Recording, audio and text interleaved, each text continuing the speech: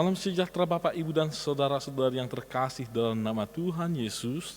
Hari ini, hari Jumat, 19 Maret 2021, kita akan mendengarkan renungan harian. Mari kita persiapkan hati dan pikiran kita.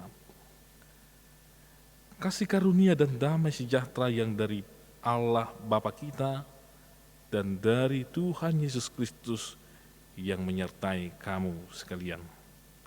Amin. Bapak, Ibu, dan saudara-saudari, firman Tuhan yang menjadi renungan untuk kita hari ini, yaitu yang tertulis dalam Mazmur 32 ayat 8. Demikian firman Tuhan. Aku hendak mengajar dan menunjukkan kepadamu jalan yang harus kau tempuh. Aku hendak memberi nasihat, mataku tertuju kepadamu. Demikian pembacaan firman Tuhan.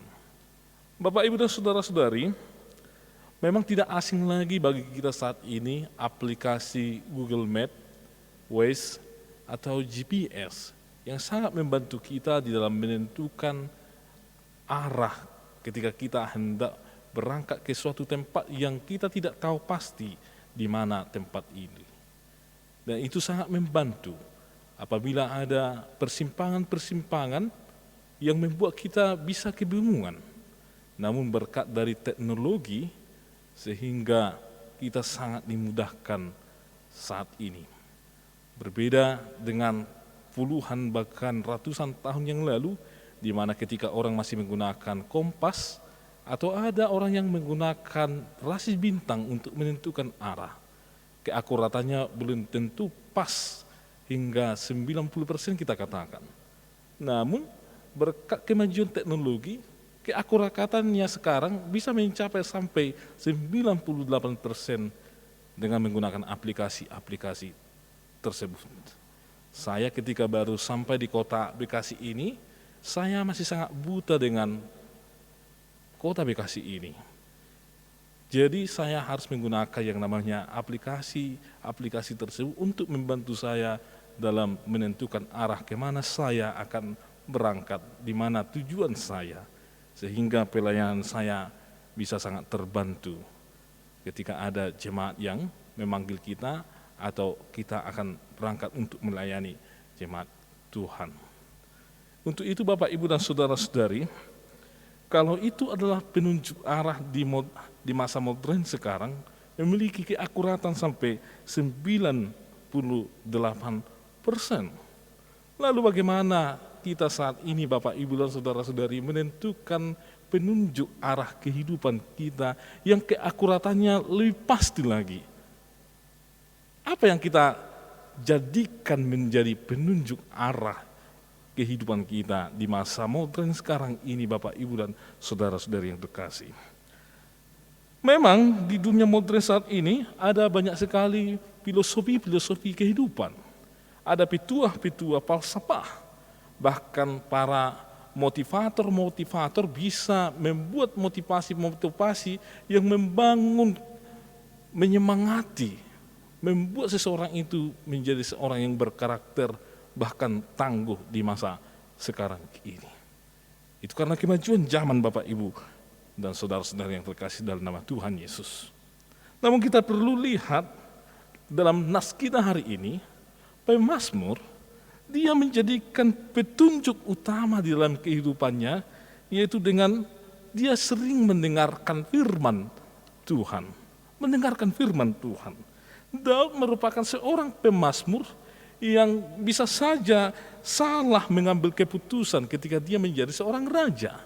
Dia bisa saja menjadi salah melakukan sesuatu ketika dia hendak melakukan sesuatu.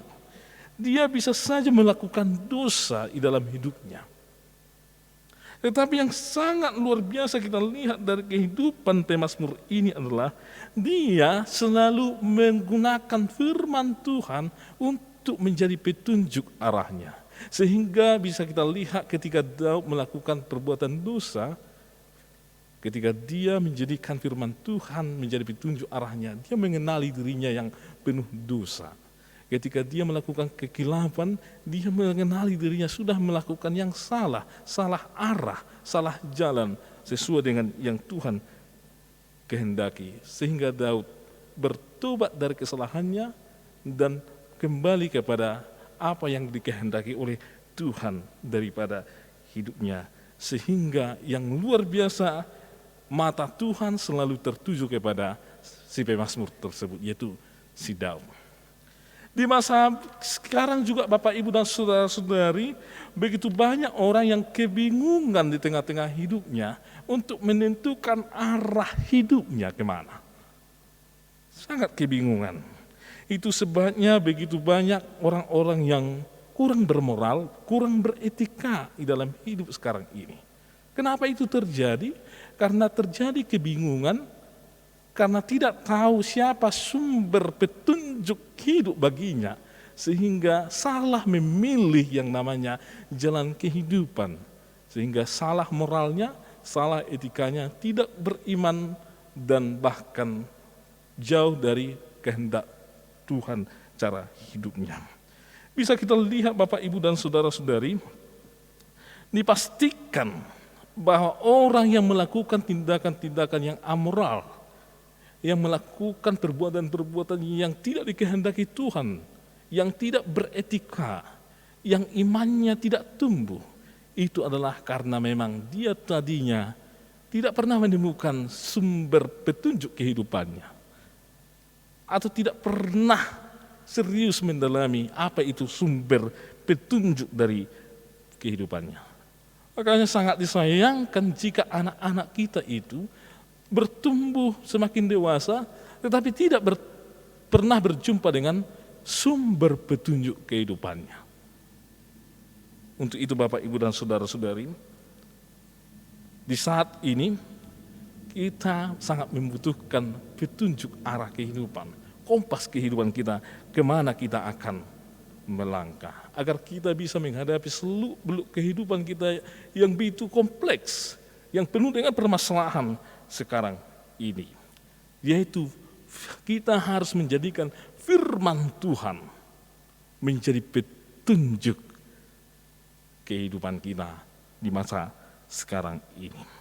Makanya dipastikan mereka yang menjadikan firman Tuhan menjadi petunjuk kehidupannya, 100% hidupnya akan benar, tujuannya akan tepat, bahkan melebihi tadi dari keakuratan dari aplikasi-aplikasi di zaman modern sekarang ini.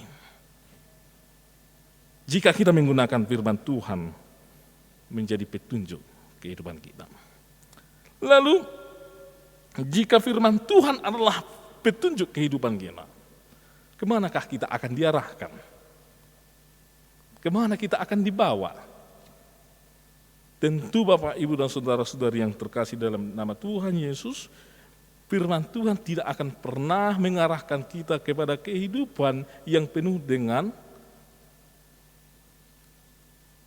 hal-hal yang duniawi atau yang bersifat kedagingan. Sebagaimana yang dikatakan di dalam Galatia 5 ayat 21, yang hidup di dalam percabulan, kecemaran, hawa nafsu, penyembahan berhala, sihir, perseteruan, perselisihan, iri hati, amarah, kepentingan diri sendiri, pencitraan, roh pemecah, kedengkian, kemabukan, pesta pora, dan sebagainya. Tuhan tidak akan mengarahkan kita ke situ. Firman Tuhan tidak akan mengarahkan kita kepada hal-hal yang celaka, kecemaran, perbuatan-perbuatan dosa, dan yang lain-lain. Tetapi firman Tuhan akan mengerahkan kita kepada hidup yang penuh kasih, hidup penuh kebenaran, hidup yang penuh dengan damai sejahtera. Tuhan akan mengarahkan kita supaya iman kita bertumbuh, berakar, bertumbuh, dan berbuah. Tuhan akan mengarahkan kita supaya kita memiliki karakter, etika, perbuatan-perbuatan kita adalah perbuatan-perbuatan yang menyenangkan hati Tuhan. Kasih kita akan menyentuh begitu banyak orang. Kita akan semakin mengasihi Tuhan, kita akan mengasihi semua makhluk, kita akan mengasihi sesama kita akan mengasihi bahkan orang-orang yang membenci kita sekalipun. Kita akan diarahkan oleh firman Tuhan ke sana. Untuk itu Bapak, Ibu, dan saudara-saudari, maka sangat penting tadi menentukan apa sumber yang mengarahkan kehidupan kita yang paling utama. Yang paling utama kalau kita lihat tadi, pemazmur di sini menjadikan firman Tuhan menjadi petunjuk kehidupannya. Yang berikut Bapak, Ibu, dan saudara-saudari, Kristus adalah jalan kebenaran dan hidup bagi kita, Bapak, Ibu, dan saudara-saudari. Semakin kita mengasihi Kristus, semakin kita mengenal Kristus, maka kita akan semakin mengerti bagaimana jalan yang Kristus jalani. Kita akan mengerti siapa itu Kristus. Kita akan mengerti apa yang diajarkan oleh Kristus kepada kita. Yang diajarkan oleh Kristus adalah rancangan, jalan yang benar, rancangan yang penuh damai sejahtera, rancangan yang penuh dengan kasih. Itu yang diajarkan Kristus kepada kita. Bukankah kerinduan kita saat ini, Bapak, Ibu, dan saudara-saudari, hidup di dalam kasih, hidup di dalam kebenaran, hidup di dalam damai sejahtera? Bukankah kerinduan kita apabila anak-anak kita hidup di dalam situasi yang demikian?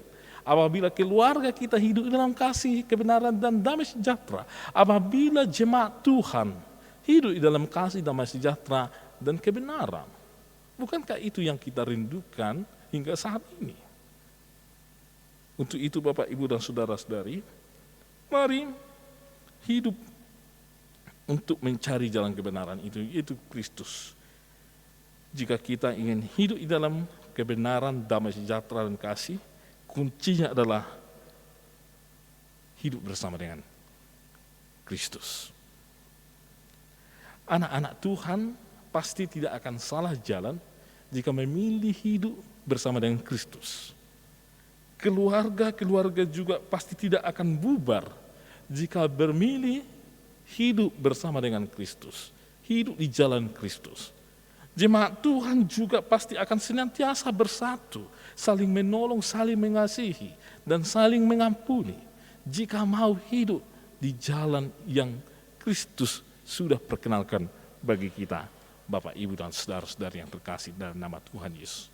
Kesimpulannya adalah Kristuslah petunjuk jalan dan jalan yang terbaik bagi kita hingga saat ini, bahkan hingga ke masa depan.